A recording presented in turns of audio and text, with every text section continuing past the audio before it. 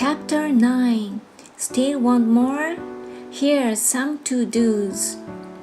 Many people may not be satisfied with my 10 steps. They see them more as philosophies than actions.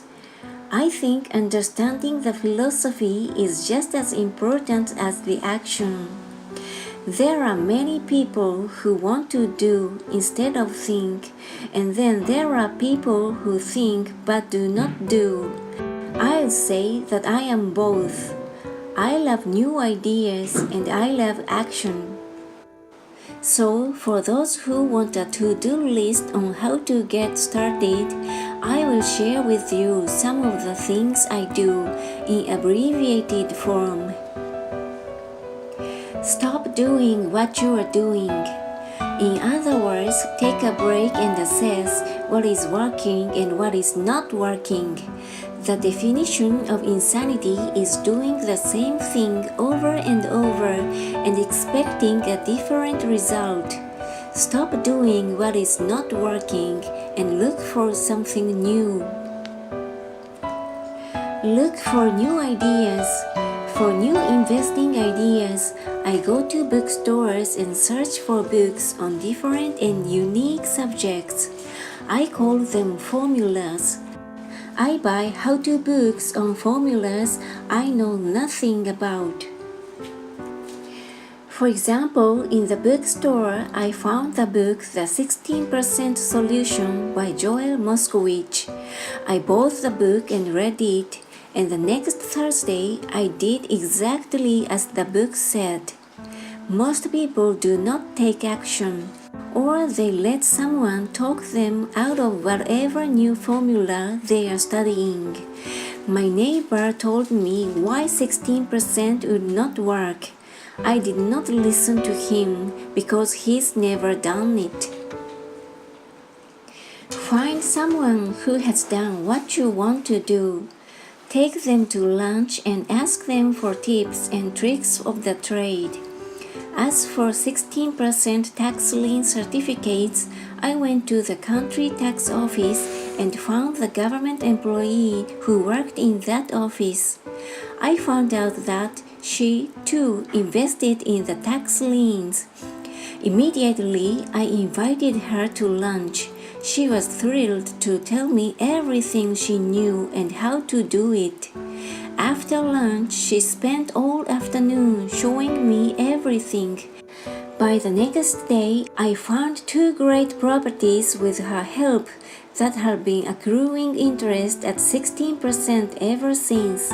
It took a day to read the book, a day to take action, an hour for lunch, and a day to acquire 2 great deals. Take classes, read and attend seminars. I search newspapers and the internet for new and interesting classes, many of which are free or inexpensive. I also attend and pay for expensive seminars on what I want to learn. I am wealthy and free from needing a job simply because of the courses I took. I have friends who did not take those classes who told me I was wasting my money, and yet they are still at the same job. Make lots of offers. When I want a piece of real estate, I look at many properties and generally write an offer. If you don't know what the right offer is, neither do I. That is the job of the real estate agent. They make the offers. I do as little work as possible. A friend wanted me to show her how to buy apartment houses. So one Saturday, she, her agent, and I went and looked at 6 apartment houses. 4 were dogs, but 2 were goods. I said to write offers on all 6, offering half of what the owners asked for. She and the agent nearly had heart attacks. They thought it was rude and would offend the sellers, but I really don't think the agent wanted to work that hard. So they did nothing and went on looking for a better deal. No offers were ever made, and that person is still looking for the right deal at the right price. Well, you don't know what the right price is until you have a second party who wants to deal. Most sellers ask too much. It is rare that the seller asks a price that is less than something is worth. Moral of the story: make offers. People who are not investors have no idea what it feels like to try to sell something. I have had a piece of real estate that I wanted to sell for months.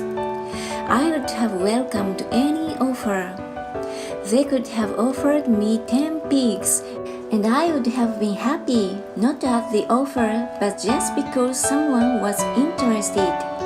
I would have countered, maybe for a pig farm in exchange. But that's how the game works. The game of buying and selling is fun. Keep that in mind. It's fun and only a game. Make offers. Someone might say yes.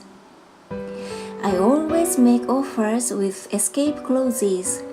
In real estate, I make an offer with language that details subject to contingencies, such as the approval of a business partner. Never specify who the business partner is. Most people don't know that my partner is my cat. If they accept the offer and I don't want the deal, I call home and speak to my cat. I make this ridiculous statement to illustrate how absurdly easy and simple the game is. So many people make things too difficult and take it too seriously. Finding a good deal, the right business, the right people, the right investors, or whatever is just like dating. You must go to the market and talk to a lot of people, make a lot of offers, counter offers, negotiate, reject, and accept. I know single people who sit at home and wait for the phone to ring, but it's better to go to the market, even if it's only the supermarket. Search, offer, reject, negotiate, and accept are all parts of the process of almost everything in life. Jog, walk, or drive a certain area once a month for 10 minutes. I have found some of my best real estate investments doing this.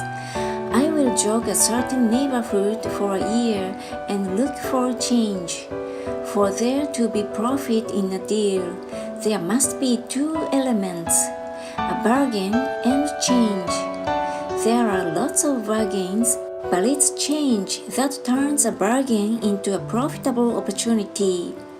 So when I jog a neighborhood I might like to invest in. It is the repetition that causes me to notice slight differences. I notice real estate signs that are up for a long time. That means the seller might be more agreeable to deal. I watch for moving trucks going in and out. I stop and talk to the drivers. I talk to the postal carriers. It's amazing how much information they acquire about an area. I find a bad area, especially an area that the news has scared everyone away from. I drive it for sometimes a year, waiting for signs of something changing for the better. I talk to retailers, especially new ones, and find out why they are moving in. It takes only a few minutes a month, and I do it while doing something else, like exercising or going to and from the store. Shop for bargains in all markets. Consumers will always be poor. When the supermarket has a sale, say on toilet paper, the consumer runs in and stocks up. But when the housing or stock market has a sale, most often called a crash or correction, the same consumer often runs away from it. When the supermarket raises its prices, the consumer shops somewhere else. But when housing or the stock market raises their prices, the same consumer often rushes in and starts buying. Always remember, profits are made in the buying, not in the selling. Look in the right places. A neighbor bought a condominium for $100,000. I bought the identical condo next door for $50,000. He told me he's waiting for the price to go up. I told him that profit is made when you buy, not when you sell. He shopped with a real estate broker who owns no property of her own. I shopped at the foreclosure auction. I paid $500 for a class on how to do this. My neighbor thought that the $500 for a real estate investment class was too expensive. He said he could not afford the money or the time, so he waits for the price to go up. Look for people who want to buy first. Then look for someone who wants to sell. A friend was looking for a certain piece of land. He had the money but did not have the time. I found a large piece of land, larger than what my friend wanted to buy, tied it up with an option, called my friend, and he said he wanted a piece of it. So I sold the piece to him and then bought the land.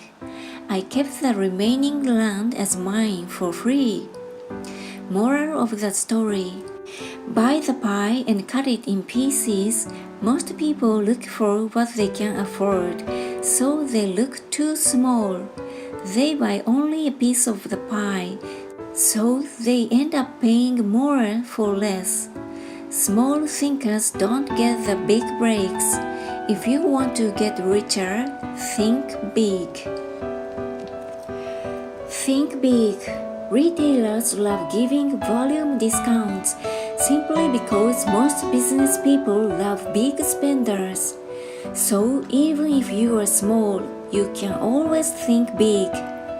When my company was in the market for computers, I called several friends and asked them if they were ready to buy also. We then went to different dealers and negotiated a great deal because we wanted to buy so many. I have done the same with stocks. Small people remain small because they think small, act alone, or don't act all. Learn from history.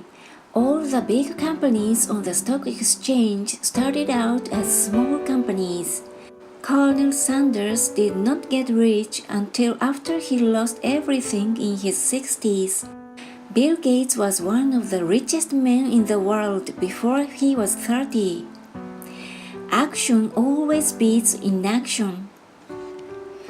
These are just a few of the things I have done and continue to do to recognize opportunities. The important words are have done and do. As repeated many times throughout the book, you must take action before you can receive the financial rewards. Act now. If you like this video, give me a thumbs up and subscribe. Thank you.